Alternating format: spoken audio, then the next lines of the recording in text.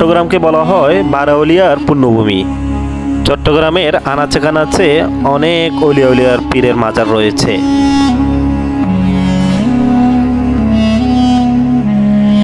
ইসলাম প্রচার ও মানব কল্যাণের উদ্দেশ্যে তারা সুদূর আরব দেশ ও প্রতিবেশী দেশ ভারত থেকে অনেক পীরওয়ালিয়া ও সুফি দরবেশ চট্টগ্রামে এসেছিলেন।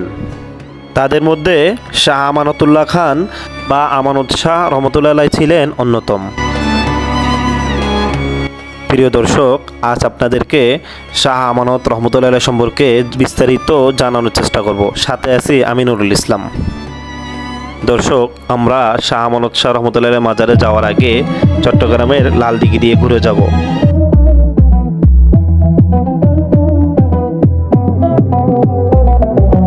দর্শক, এখন আপনারা যেটি দেখছেন এটি হচ্ছে চট্টগ্রামের লালদিঘির মসজিদ।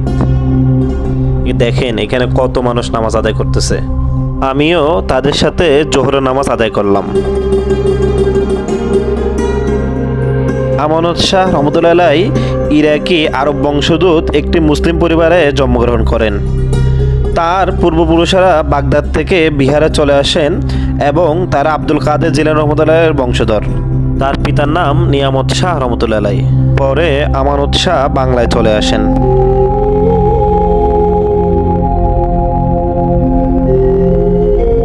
মুর্শিদাবাদ বা ঢাকা লক্ষ্মীবাজারে আমানত শাহ রহমতুল্লাহ আলাইহি আব্দুর রহিম রিজভী নামে একজন কাশ্মীরি পণ্ডিতের শিষ্য হয়েছিলেন এবং পরে বায়াত গ্রহণ করেছিলেন। শাহ আব্দুর রহিম ছিলেন আহমদ সিরহিন্দির পুত্র খাজা মাসুমের নাতি। আমানত শাহ দিল্লি, লখনৌ ও কাশ্মীরের মতো জায়গায় ইসলাম সম্পর্কে জানার জন্য উপমহাদেশ জুড়ে ভ্রমণ করেছিলেন। হযরত আমানত শাহ রহমতুল্লাহ আলাইহি ভারত থেকে চট্টগ্রামে এসেছিলেন। জানা মতে 1793 খ্রিস্টাব্দের পরে তিনি চট্টগ্রামে এসেছিলেন।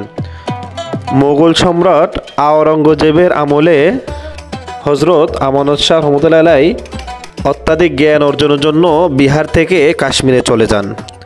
কাশ্মীরে গিয়ে তিনি প্রখ্যাত সাধক পীর হযরত শহীদ রহমতুল্লাহ আলাইহির শিষ্যত্ব গ্রহণ করেন। দীর্ঘ 12 বছর পর তিনি তার পীরের কাছ থেকে তাত্ত্বিক জ্ঞান অর্জন করেন। আমরা আছি চট্টগ্রামের লালদিঘির ময়দানে।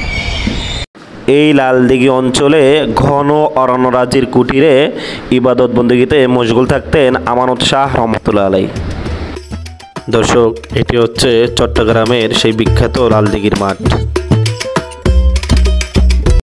শাহ আমানত রহমতুল্লাহ আলাইহি ভারত থেকে চট্টগ্রামে এসে নিজের পরিচয় গোপন রেখে চট্টগ্রামের কোর্ট বিল্ডিংয়ে পাখা টানা চাকরি গ্রহণ করেন।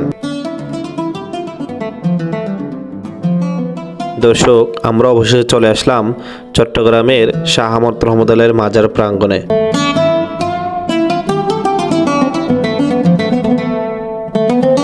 হযরত শাহ আমানত রহমতুল্লাহ আলাইহির আচার ব্যবহার, চলাফেরা, কথাবার্তায় অমায়িক ভাব থাকার কারণে লোকজন তাকে মিয়া সাহেব বলে সম্বোধন করত।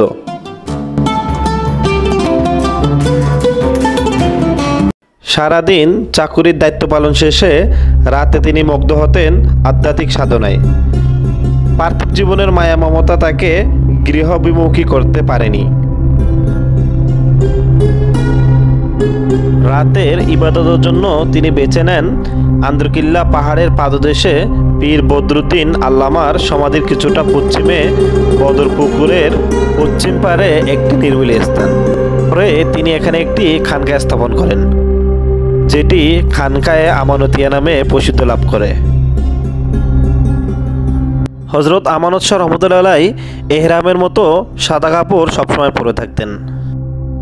দর্শক, এটি হচ্ছে এখানের উজুখানা।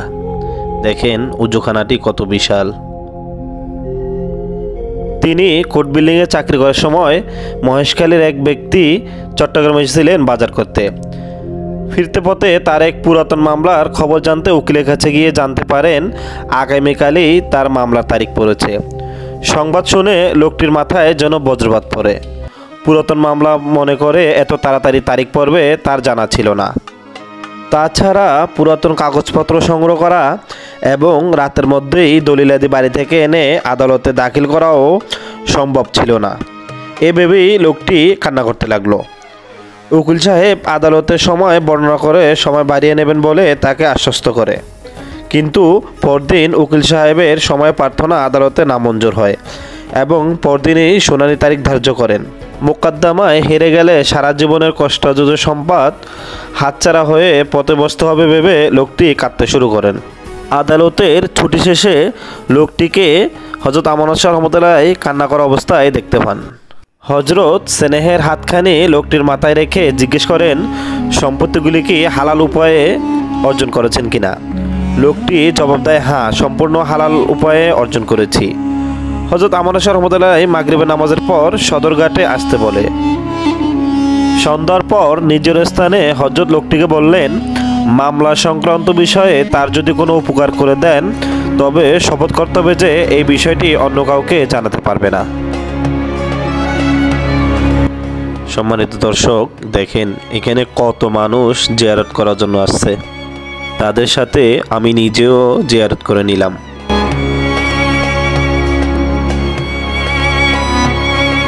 হযরত নিজের শরীরে জড়ানো সাদা চাদরখানা কর্ণফুলীর পানিতে বিছিয়ে দিয়ে বাঁশখালী লোকটিকে বললেন রুমালখানায় আহরণ করতে। রুমালখানায় আহরণ করলেই ওটা সাম্পানে পরিণত হবে এবং চোখ বন্ধ করলেই সেটা চলতে থাকবে। সাম্পান কোথাও ঠেকলে চোখ খুলে নেমে পড়তে হবে এবং ওই স্থানটাই তার বাড়ির ঘাট। লোকটি হযরতের কথা মতো তার প্রয়োজনীয় কাগজপত্র নিয়েই মুহূর্তেই ওইখানে ফিরে আসেন। পরদিন আদালতে মামলার নথি কোথা থেকে এলো হাকিম জানতে চাইল। লোকটি আমতা আমতা করে আত্মীয়র বাড়ি ছিল এভাবে বলতে লাগলো, কিন্তু আদালত তার কথায় বিশ্বাস না করে জেরা করতে থাকেন এবং সত্য না বললে 7 বছরের জেল হতে পারে বলে জানিয়ে দেন। লোকটি তখন ভয়ে ভয়ে গত রাতের ঘটনা হাকিমকে জানান। হাকিম সব শুনে হযরতের পায়ে লুটিয়ে পড়েন। সেদিন থেকে হযরতের কারামত প্রকাশ পায়। চট্টগ্রামের বিখ্যাত শাহ আমানত সেতুর নাম করা হয়েছে তার নামে। এছাড়াও শাহ আমানত আন্তর্জাতিক বিমানবন্দরের নামকরণও তার নামে করা হয়েছে। দর্শক, আমরা হাঁটতে হাঁটতে মাজারের পিছনে চলে এলাম। এটি হচ্ছে মাজারের পিছনের অংশ। দেখেন মাজারের পিছনের কারুকাজগুলো খুবই সুন্দর ও মনোমুগ্ধকর।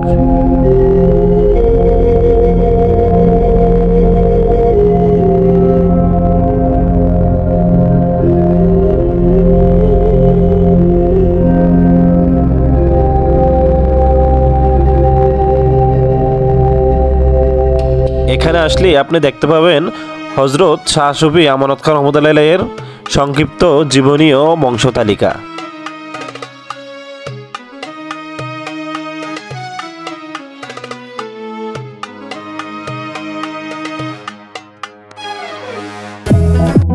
দর্শক দেখেন এইখানে দেওয়ালে যে কারুকাজগুলো আছে এগুলো আসলে সত্যি খুবই সুন্দর।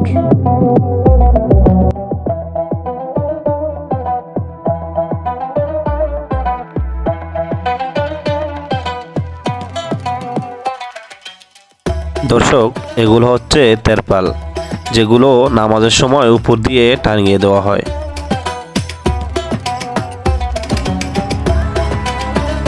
1773 সালে 125 বছর বয়সে এই মহান সুফি মর্মী তার একমাত্র পুত্র শাহজাদা মোহাম্মদ আনোয়ার খানের হাতে খানকা আমানতিয়া এবং তার সম্পত্তি রেখে ইন্তেকাল করেন। প্রতিদিন চট্টগ্রাম সহ দেশের বিভিন্ন স্থান থেকে অনেক মানুষ আসে এখানে জিয়ারত করার উদ্দেশ্যে।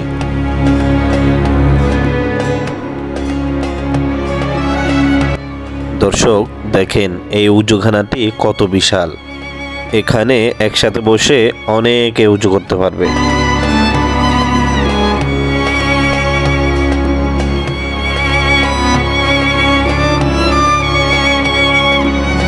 দর্শক, আপনাদের ভিডিওটি যদি ভালো লাগে একটি লাইক দিয়ে এবং চ্যানেলটি সাবস্ক্রাইব করে আমাদের পাশে থাকুন।